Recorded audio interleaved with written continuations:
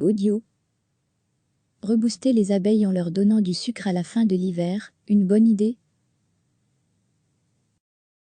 L'hiver a été particulièrement doux, et les abeilles se préparent maintenant à sortir de leurs ruches pour butiner.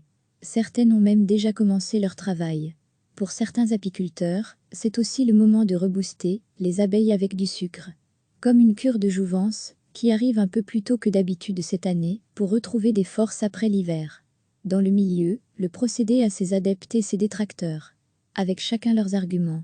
Il y a deux sortes de sucre, détaille Sébastien de Clèves, apiculteur à Watermael-Boitsfort, le liquide, sous forme de sirop, qu'on donne avant l'hiver, et le solide pour le début de saison. J'en ai mis cette année, parce qu'avec l'hiver très doux, il y a eu de l'activité dans toute la colonie. Et plus les abeilles bougent, plus elles perdent de l'énergie. L'heure est donc venue de les revitaliser un peu, pour commencer la saison du bon pied.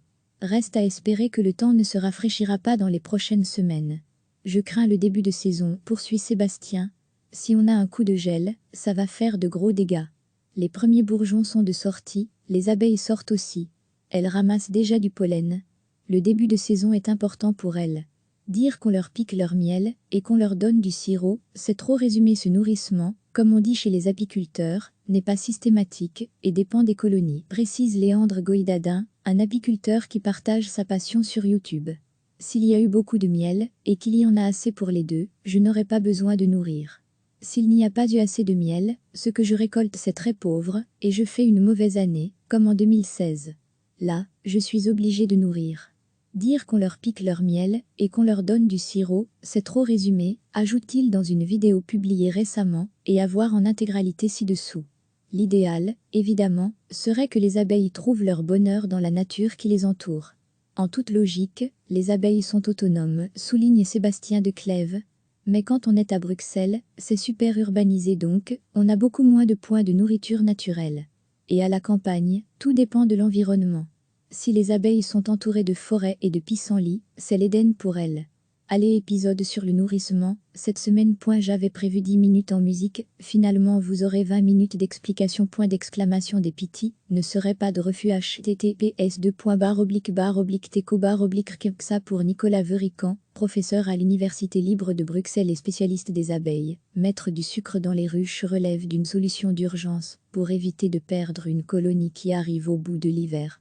L'idéal serait donc de ne pas voler tout le miel aux abeilles, et de tolérer une rechute de rendement de la ruche à la fin de l'été, tout en gardant quelques cadres, pour apporter un complément aux abeilles à la fin de l'hiver, observe-t-il.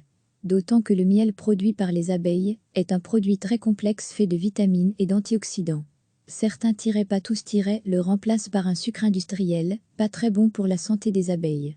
Elles deviennent plus fragiles à certains stress tels que les pesticides. Un peu comme si on nourrissait un humain uniquement en le bourrant de sucre en poudre, allant ainsi à l'encontre des recommandations nutritionnelles les plus élémentaires de l'Organisation mondiale de la santé.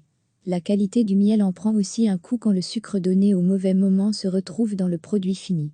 Dans un sujet diffusé en juillet 2019, une équipe du journal télévisé de 20 heures rendait visite à un laboratoire qui teste des miels en France. Verdict, sur 100 000 miels testés chaque année, 10% contiennent des traces de sirop de sucre. Dans ce cas, le miel est non conforme à la réglementation. Il ne peut pas être appelé miel. Ce n'est pas un problème de sécurité alimentaire. C'est un problème de labellisation. C'est comme si vous croyez manger du foie gras, et c'est du pâté. Patricia Beaune, responsable du laboratoire Famille Michaud, une entreprise française spécialisée dans la commercialisation du miel. En matière d'apiculture, comme dans bien d'autres domaines, tout est affaire de mesure et de conscience écologique.